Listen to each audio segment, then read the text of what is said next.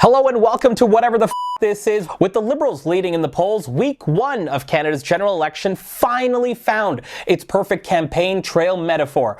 Mark Carney getting just the right amount of head, I'm told, while Pierre Poilievre struggling to bake an already made pizza. But the week wasn't perfect for Carney. While he railed against internal protections between provinces, he was busy internally protecting Paul Chang, his Markham candidate, who thought cashing in a Hong Kong bounty on a Chinese-Canadian conservative was totally the vibe. New reporting this week revealed that conservatives have confiscated MAGA hats and paraphernalia at one of Pierre Poilievre's rallies.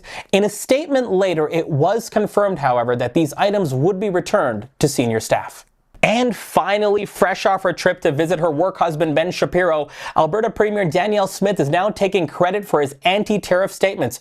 It's a bold strategy known in some circles, and let me just check here, as the short-term thinking that definitely won't be undermined by the next clip I play. That very often, quote-unquote, discrimination against a gay person is not in fact discrimination against a gay person, it's discrimination against behavior that is conducted by a person who happens to be gay. Thanks, Premier Smith, for permanently hitching your wagon to whatever Ben says next. Sincerely, and I mean this, good luck with that. But the story this week was the Conservative Party infighting. It all began with Doug Ford's campaign manager and longtime Conservative strategist Corey Teneycke, seen here next to a famous painting entitled I Have F*** You Money, launching his own Fishes episode of The Bear and hurling unsolicited advice towards the Conservative campaign. You've got to adjust, and if you don't adjust, then you kind of end up in the similar position to what Trudeau was in. And just like that, the floodgates opened. Conservative sources. A civil war. And the many unnamed conservatives. That's right, a civil war, unnamed conservatives. So many conservatives with no names, no faces, no identities.